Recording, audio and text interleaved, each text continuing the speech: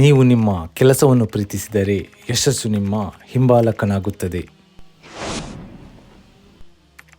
ನೀವು ಸೂರ್ಯನಂತೆ ಬೆಳಗಲು ಬಯಸಿದರೆ ಮೊದಲೇ ಬೆಂಕಿಯಂತೆ ದಹಿಸಿಕೊಳ್ಳಬೇಕು.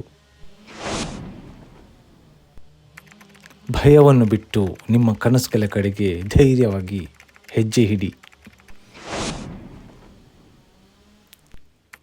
ಅವಕಾಶಗಳು ಸ್ವತಃ ಬಂದು ಬಡಿದುಕೊಳ್ಳುವುದಿಲ್ಲ, ನೀವು ಅವುಗಳನ್ನು ರಚಿಸಬೇಕು.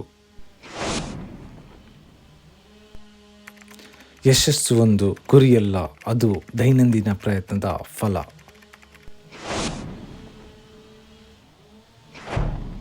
ಹಿಂದಿನ ದಿನಗಳ ಬಗ್ಗೆ ಚಿಂತಿಸುವ ಬದಲು ಇಂದಿನ ದಿನವನ್ನು ಉತ್ತಮವಾಗಿ ಸದುಪಯೋಗ ಮಾಡಿಕೊಳ್ಳಿ.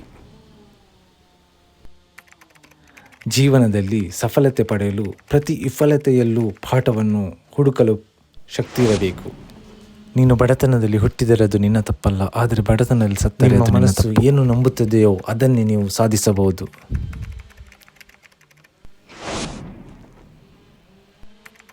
ಜ್ಞಾನವೇ ಸಂಪತ್ತು ಮತ್ತು ಜ್ಞಾನವನ್ನು ಪ್ರಪಂಚದಲ್ಲಿ ಯಾರೂ ಕದಿಯಲಾರರು.